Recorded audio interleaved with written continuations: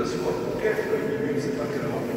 Je vais vous donner ces informations. D'abord, il faut que vous sachiez qu'aujourd'hui, simultanément, dans les 4 autres cathédrales du diocèse, à Saint-Pons-de-Thomières, à Béziers, à Lodève et à Agde, paroisse chère à son ancien curé, donc l'ouverture du jubilé s'est faite en même temps. On a tenu aussi à honorer donc, ces différents lieux du diocèse qui sont éloignés de Montpellier. Un premier point. Est-ce que vous avez droit à l'indulgence plénière? La réponse est oui. Voilà.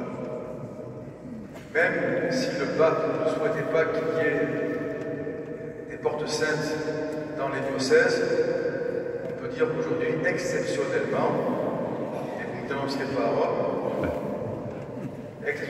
nous avons franchi la porte du jubilé de l'espérance. Vous voyez comme je suis très prudent.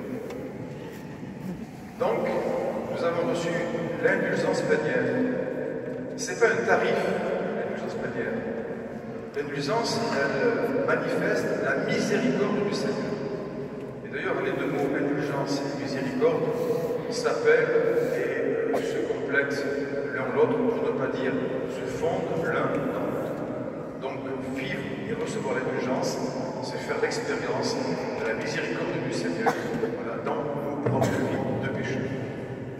Troisièmement, vous n'allez pas repartir les mains vides. Nous allons vous faire un petit cadeau. Vous allez repartir avec le livret du jubilé. Qu'est-ce que ça dit? Dans ce livret, vous trouverez plusieurs choses. D'abord, nous avons choisi dans le diocèse comme lieu jubilaire 10 sanctuaires dédiés à la Vierge Marie. Parmi les plus connus, il y a Notre-Dame du Sucre, il y a Notre-Dame du Dimanche, il y a la Genouillade, Notre-Dame de la Genouillade, enfin vous verrez, tout ça est précisé dans le livre. C'est une manière d'inviter les pèlerins de l'espérance que nous sommes à vivre aussi une démarche jubilaire, soit personnellement, soit en groupe, en communauté. Donc dans ce livret, vous trouverez au début un petit fergorino de votre archevêque qui est suivi par une célébration qui est toute prête, et qu'on peut vivre dans un de ces sanctuaires, celui qu'on aura choisi, bien sûr. On a choisi Notre-Dame des Tables, qui est quand même un sanctuaire marial important et central dans notre diocèse. Donc vous pourrez vivre ou en famille, ou personnellement, ou en communauté. Voilà, cette démarche jubilaire qui peut se reproduire plusieurs fois. Et vous pouvez même faire un circuit des différents sanctuaires mariaux. Donc ce sera quand même l'étape importante de la démarche jubilaire qui s'ouvre aujourd'hui, qui va se poursuivre tout au long de l'année. Et puis, il y a, au mois de février, un pèlerinage provincial du Jubilé de l'Espérance à Rome. Nous avons affrété un avion spécial qui mènera tous les pèlerins de la province de Montpellier, Perpignan-Elle, diocèse qui est aussi cher à mon cœur, Carcassonne-Narbonne, Mende, Nîmes et bien sûr Montpellier. Il reste encore quelques places. Donc voilà, on va avancer doucement. Voilà quelques étapes importantes du jubilé et bien sûr, jubilé qui sera souligné tout au long des grandes fêtes liturgiques de l'année et qui se clôturera en janvier 2026. Voilà donc pour le jubilé, vous avez tous les éléments. En sortant, ne partez pas sans ce cadeau précieux qui est donc le livre du jubilé et aussi qui précise l'histoire de chacun de ces sanctuaires. Voilà pour le jubilé. Avant de nous séparer, voilà, je voudrais encore exprimer une fois ma profonde reconnaissance. Vous avez vu qu'une belle liturgie suppose un travail d'équipe. Et si le maître d'œuvre, c'est l'Esprit Saint, il a besoin de collaborateurs. Donc je voudrais vraiment remercier les frères prêtres diacres qui ont célébré avec moi cette messe d'ouverture du jubilé de l'Espérance.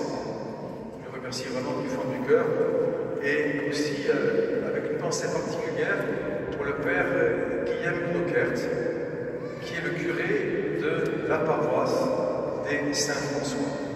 Vous savez qu'elle a été l'objet d'un incendie il n'y a pas très longtemps, voilà, et que les paroissiens et leurs curés sont un peu des sans église fixe. Mais le cœur de votre archiprêtre est tellement grand qu'il leur a offert l'hospitalité dans l'une des églises de la paroisse. Et vraiment, je vous remercie, je suis heureux de saluer aussi, je les ai reconnus, des paroissiens des Saint-François qui sont venus à cette célébration. Portons dans la prière notre pensée les paroissiens et leurs curés, parce que c'est une période un peu difficile pour eux. Hein, voilà, de se retrouver donc sans lieu de célébration, donc Guillaume, vraiment nous t'emportons dans la prière.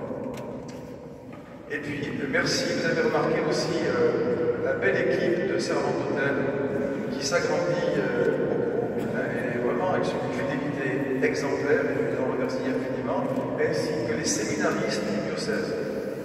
Alors, les séminaristes, vous les verrez, ils sont en note blanche, ils n'ont pas soutane et surplis, ils sont en note blanche. Donc, nos séminaristes, priez pour les vocations. Priez pour les vocations. Ça n'arrive pas tous autres. Vous voyez? Tout le monde est d'accord pour qu'il y ait des autoroutes pour aller plus vite. Mais à condition qu'elles ne soient pas près de chez vous. C'est pareil pour les vocations. Tout le monde dit qu'il faut des prêtres. À condition que le bon Dieu, il ne me prête pas mon fils ou ma fille. Hein? Surtout pas. Hein? Donc, priez pour les vocations. Et soyons généreux aussi pour les vocations.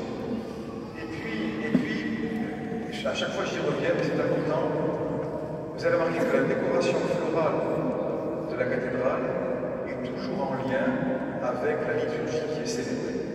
Et ça, vraiment, je voudrais remercier celles qui permettent cette belle décoration. C'est toujours un plaisir de pouvoir célébrer dans la beauté avec notre chorale, avec Simon qui la dirige, et puis avec notre organiste Jean de qui nous a enchantés avec des petits chorales de Noël.